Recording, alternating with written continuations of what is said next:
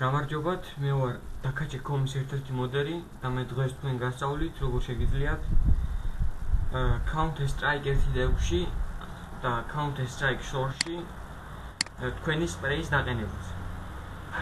ახლა ამისათვის საჭიროა გადმოვწეროთ IS პროგრამა HL Tag Converter. თქვენ ამ პროგრამის გადმოსაწერად წერთ Google-ში აი, როგორც ხედავთ.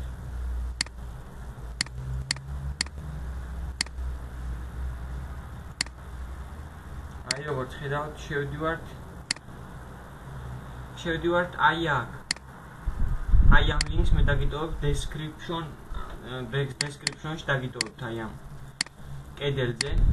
ამას გადმოვწერთ, როგორც კი გადმოვწერთ, დაინსტალირების გარეშე იქნება აი ეს პროგრამა. გავხსნით ამ პროგრამას. შემდეგ როგორც ხედავთ ვაწვევით open image და მაგალითად ჩვენ სასურველ სურათს ვაყენებთ. მაგალითად მე მინდა ის. შემდეგ ვაწვევით adjust image ვაწვევით და შემდეგ ვაწვევით apply change to converter to 256 colors. აი აქ ვაწვევით აქ. შემდეგ ვაწვევით save tag და აი აქ მეორეში ვსვავთ. Wait file. შემდეგ ვაწვევით OK-ს და რომ შევინახოთ, ჩვენ წერთ აი ესეთ რაღაცას. temp decal წერტილი WAD. აი საჭიროა ზუსტად აი ამ სახელით შევინახოთ. ვინახავთ yes და close. აი როგორც ხედავთ, აი ეს ფაილი შეინახა. შემდეგ აი შევდივართ ამ ფაილში.